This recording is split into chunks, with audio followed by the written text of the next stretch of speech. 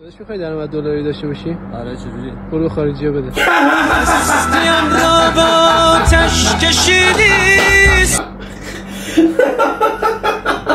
خیلی باحال بودی.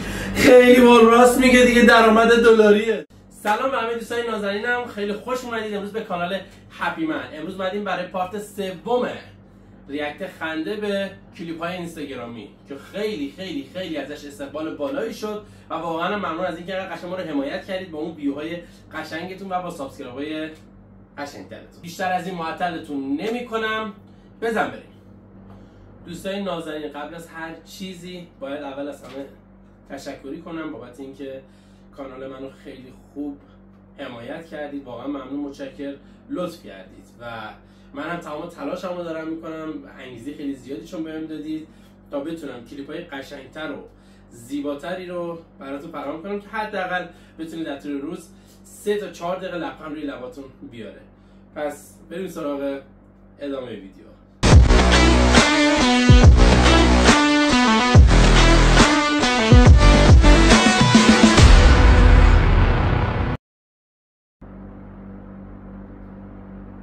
وقتی میگه هنوز منو نگرفته، آره این بچه ها هستند میخورن بعد میگه منو هنوز نگرفته. بذاریم چیکار میکنن.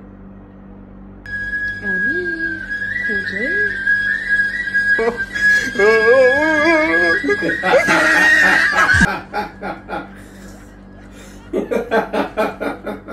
داره فلوت میزنی در سرویس برای شیلنگیش مار داره تکو میخوره. ایول خوش آمد. راستی قراره ما اینو نمره بدیم مگه نه؟ از 20 نمره بدیم. از 20 نمره اینو میدم یا از 10 نمره بدم. از 10 میدم. دفعه قبلی از چند دادم یادم نمیاد. آقا از 10 نمره میدیم. از 10 میدمش 7. خوب بود. باشه تو این ارتفاع من یا خودتو پرت کنی پای کدومو پرتی کنی؟ 100% تو رو بگی اینا.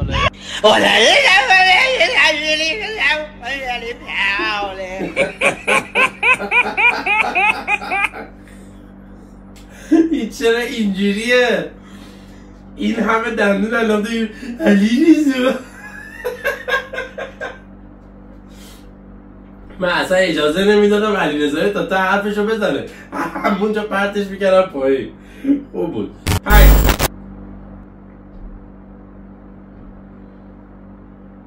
او خدایا همه مریضا رو شفا بده. خدایا همه مریضا رو فشار. آی خدایا همه مریضا رو فشار بده. خیلی بامزه کوچولو. یعنی من عاشق حرفای بچهای کوچولو هم که وقتی میان اشتباه میزنن. انقدر خنده داره، انقدر بامزه است که اصلا نمیتونی جلو خودتو بگیری. منم تا دلت بخواد دور برم بچه کوچیک زیاده دیگه. این انقدر این سوتیا میبینم نگو نپرس. بریم سراغ بعدی. میگه زنه به خاطر سکس زیاد از شوهرش شکایت کرده. یعنی درخواست شوهر خیلی زیاده و زنه رفته از این شکایت کرده. مگه داریم؟ ببینیم چی میگه. The night before we had it, we did it like that morning. We did it that night, in the middle of the night, waking me up. We did it before I cooked dinner. We did it after I cooked dinner. And then here I am. I can't walk, y'all. My cousin is So, if you stand for a living, you need to... من این استوب زدم میرم فقط مگه داریم؟ بابا خدا قوت مرد. کمر نیست که، فنرم نیست، شافنره. یه ذره دسته دار. خب Be able to walk. Yes. Well, even if you were not a cosmetologist, didn't do hair, you would need to be able to walk. Right. So, Yeah, I got everything. you know, I feel compelled on behalf of so many women to say to you, congratulations.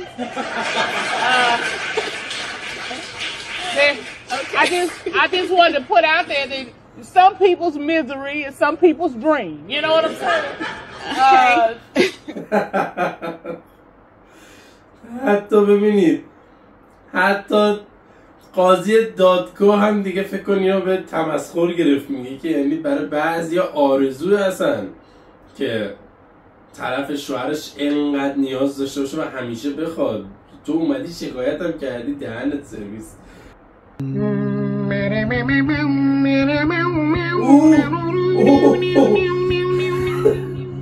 سلطان خشم یا ابوالفضل چه خشمی کرد، دیدید میخواست مادره رو عوضت.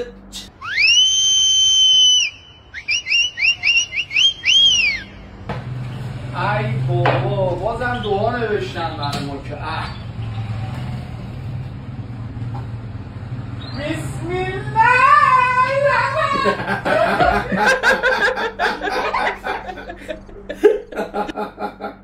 اینو قشنگ درست کردن، مثلا اینو با قرائت که میگه جنه در میره. آخه من نمیدونم تو چه گویی میخوری میای توی مغازه، تو همه جا وای میستی. ولی اون کسایی که این نام چیزا رو میذارن دعا رو، یعنی من خاره یک خفه شو بابا، خفه شو. او مای گاد، او مای گاد، ماهتت منم درد گرفت. اینجاست که باید بگی چی؟ ریدم من توی زندگی. آهنگز میگه ریدم من توی این بحث. بگین که چرا باید دست زنها رو بوسید؟ بسم الله الرحمن الرحیم. بالاخره باید از یه سر شروع شد دیگه.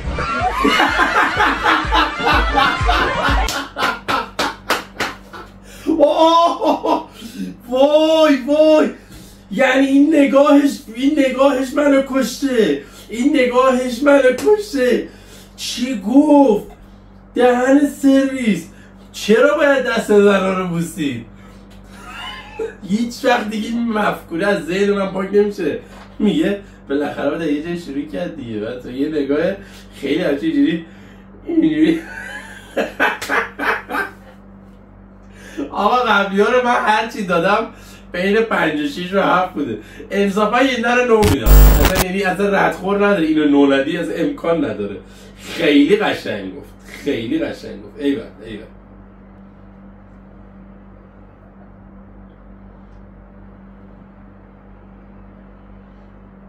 My mom has an office and my dad always goes up. And before they go in, my dad gives my mom a kiss. Yeah? Is that all? Yeah, and then they go in. In where? The office. And they have to... Do they lock the door of this office? Yeah, they lock the door and I try and break it down when they scream. They think I'm screaming. Can you hear screaming from inside? Yeah. They're scared. So they kiss, they keep going upstairs to the office. Yeah. And they shut the door. Yeah, and I keep on kicking it until it breaks down, but it doesn't break down. Oh. How long do you have to kick it for? About 3 hours.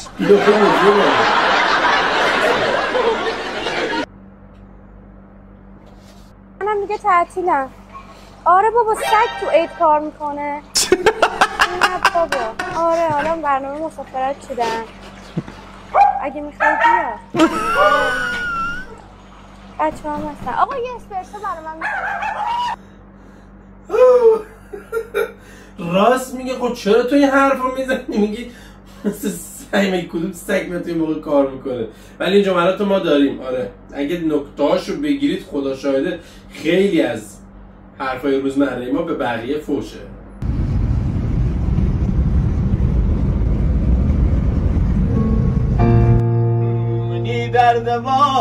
مگه داریم؟ همه خواب رفتن. این برمیگرده با دوربین داره همه رو نشون میده. دهنت سرویس. خود راننده هم رفته لالا. خوبه به اینا، به جفتشون قبلی و اینا بیشتر از تعلق نمیکشم. الو ابدا بهتون داره میکنه. اوه مای گاد، دمت گرم. قشنگ بود. من دفعه بعدی حتما این کارو میکنم. واقعا این کارو میکنم چون خیلی حال این کارو کردن و بار دومش اگه تکرار بکنن میدونم چیکار کنم. راست داداش میخوای درآمد دلاری داشته باشی؟ آره چجوری؟ برو به خارجی‌ها بده.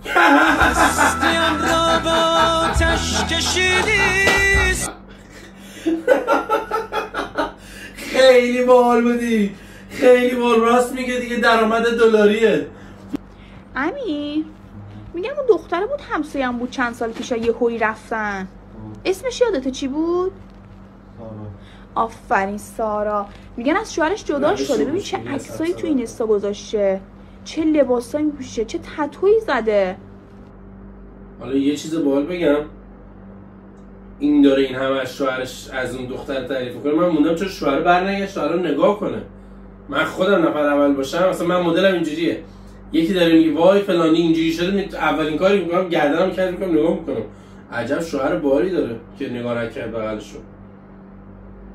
به خدا چه هیکلی واسه خودش درست کرده. واو نگاه کن پاهاشو، خیلی قشنگ شده، خیلی هیکلش قشنگ شده. ای وای غذام سوخت. نگو میخوای بری بالای گوشی، نگو میخوای بری. ای توف درود، توف درود. سروران عزیزی که در اعمال خاکسپاری یاری دادن، خدا بیامرزدت. یعنی اگه همون موقع آقا جون گردن کج میکردی نگاه میکردی، ببین هیچ اتفاقی نمیافتاد. نهایتا میگفت چرا داری نگاه میکنی، ولی اینکه اونجا هیچ عکس العملی نشون ندید بعدش خیلی تو مرموزی. خب گایز خیلی ممنون که تا اینجا ویدیو رو تماشا کردید. این قسمت هم به پایان رسید. من نمیگم لایک کنید، نمیگم سابسکرایب کنید و نمیگم که کامنت بذارید. همین که ویدیوهای من نگاه میکنید و ویو میخوره برای ما یه دنیا ارزش داره. پس تا کلیپ بعد، خدا نگهدار.